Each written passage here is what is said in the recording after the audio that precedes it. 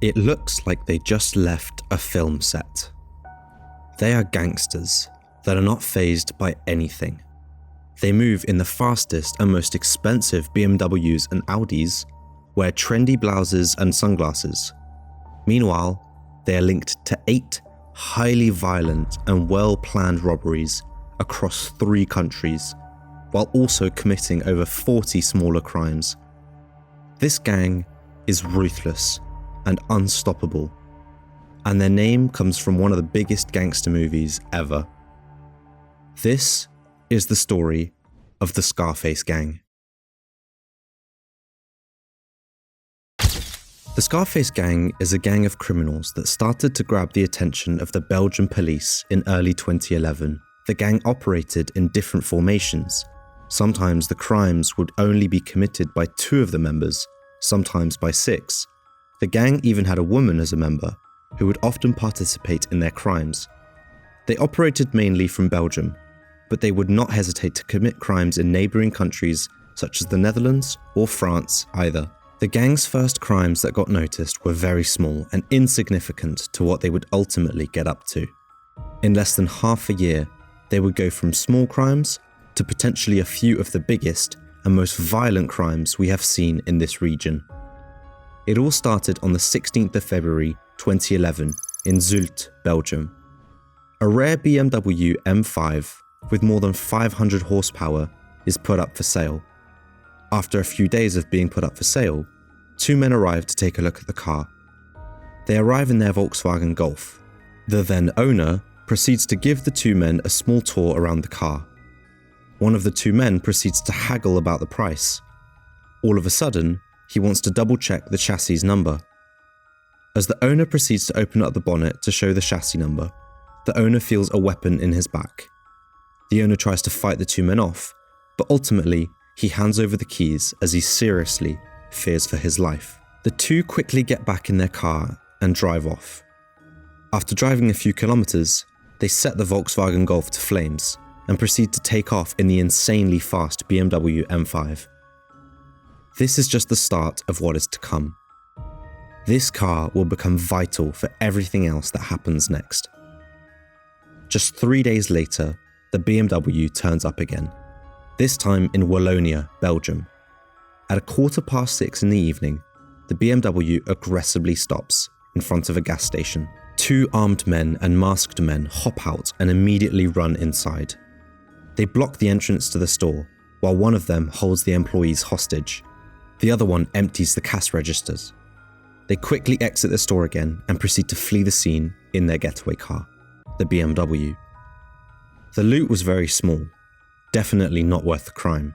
Less than 24 hours later, the BMW pops up again. This time at another gas station.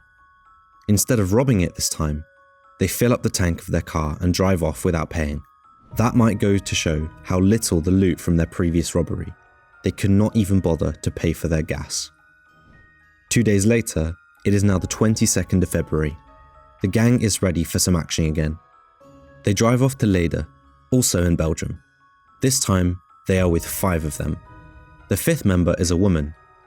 The woman gets out of the car and rings the doorbell of a jeweler. Because the woman looks normal, the jeweler opens the door. But as soon as the door opens, his worst nightmare becomes reality.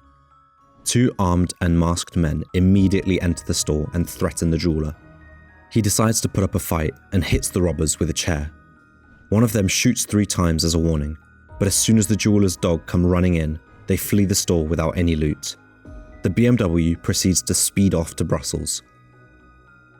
After a short break of 6 days, the robbers this time have their sights on a post office in Wallonia, Belgium. With a blue siren flashing on the dashboard, the BMW M5 enters the street of the post office at high speeds. One of the gang members tries to break the window by throwing rocks. It does not work. He decides to fire his weapon 3 times at the same window, but again, it does not work. In less than a minute, they drove off again. Mission failed. It was quiet for 2 weeks. Police did a lot of investigation on the previous crimes, but thus far, they had absolutely no clue who was committing these crimes. March 13th, they are driving in the BMW again.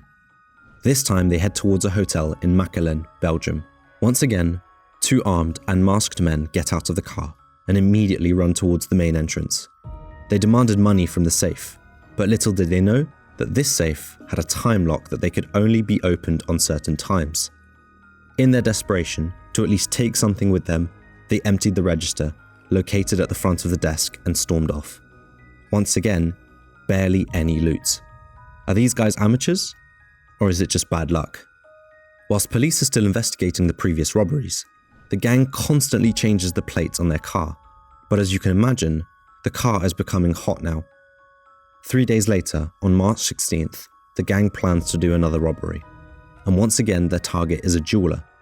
There with the 5 of them. A man and a woman walk towards the store and ring the bell. The victim later told the police that he opened the door because they looked normal and did not see anything suspicious. Once he opened the door, 2 other men came running in and emptied the cabinets. They tied the owner's legs together as well as his arms. After a few minutes, they leave the store and drive off with some jewellery. The loot was once again not that much, according to the owner. This probably made the gang rethink their strategy. They had committed all these crimes, but they had yet to hit big. It was quiet for 2 weeks, and then it finally happened. It's the 4th of April in Rotterdam, the Netherlands. What is about to happen next is what the gang has been waiting for the entire time. In a truly professional manner, they raid a depot of secure cash, a money transport company. They successfully blow up an entrance door with heavy explosives. Employees of Secure Cash are startled by the explosion and decide to take a look. Once they see the gang members, they run for their lives. Unfortunately for 2 employees, they are struck by gunfire coming from the robbers whilst fleeing. The others who make it out phone the police. In a very short time, the gang has control over the entire building and proceeds to load massive amounts of cash into their vehicles.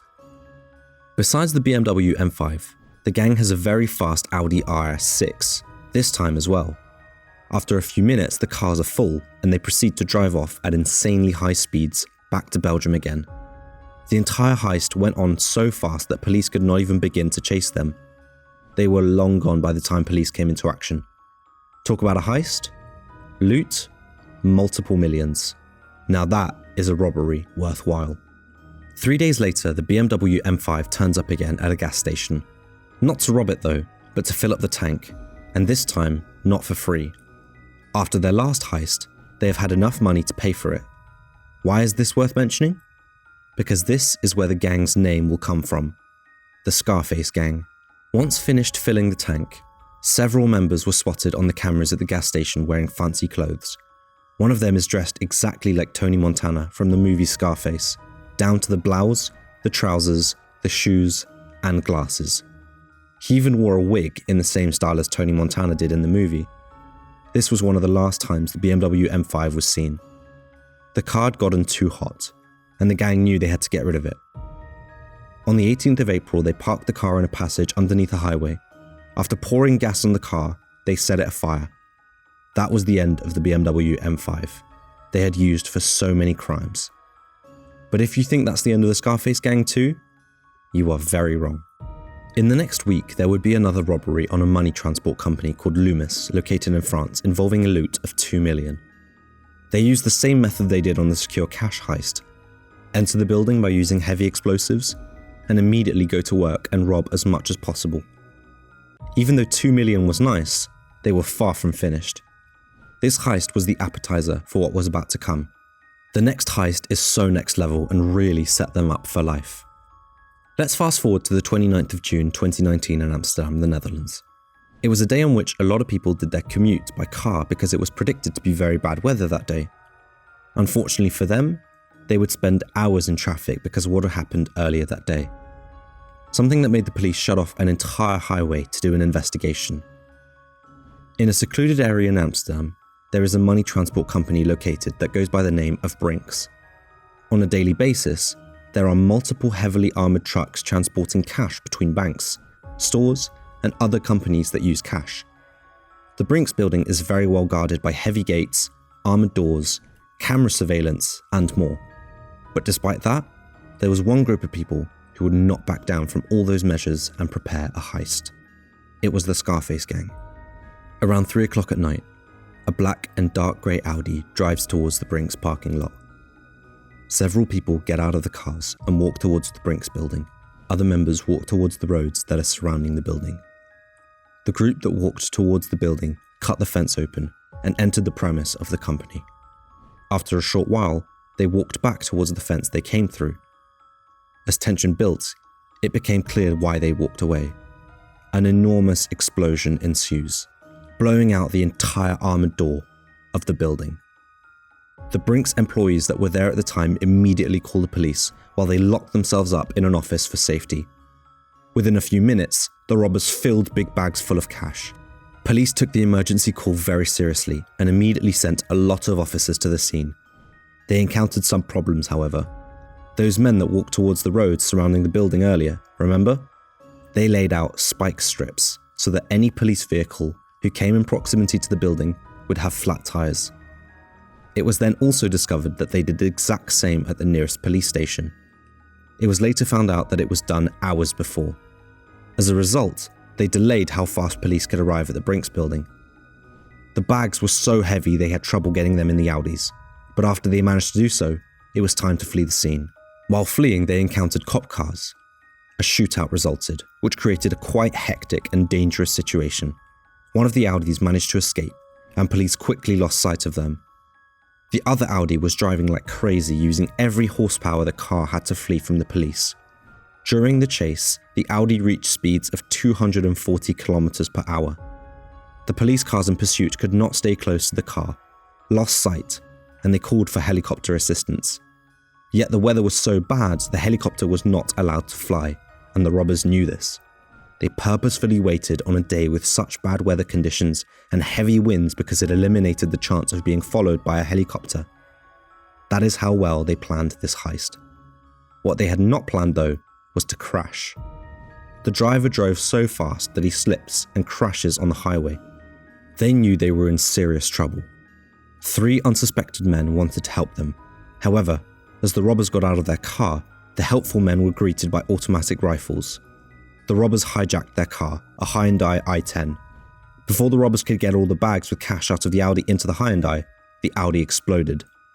One of the robbers had to be helped into the Hyundai as he could not walk anymore after the crash. The Audi burned out with all the millions in cash along. As they proceeded to drive off in the Hyundai, a police car caught up with them. One of the robbers aimed his automatic rifle at the police car and demanded it to stop chasing them, which the police car did because they feared for their lives. After that, the Hyundai was never seen again. This was the story of the Scarface gang, a group of robbers that committed over 40 smaller crimes and 8 highly violent crimes. A group that went from doing robberies with minimal to no loot to robberies that netted them millions in cash. Some members have been caught, others fled and have never been heard of again, and one supposedly died during the Amsterdam heist in the crashed car. They have made over 15 million in less than a year, and since 2011, there has not been any news about the gang anymore.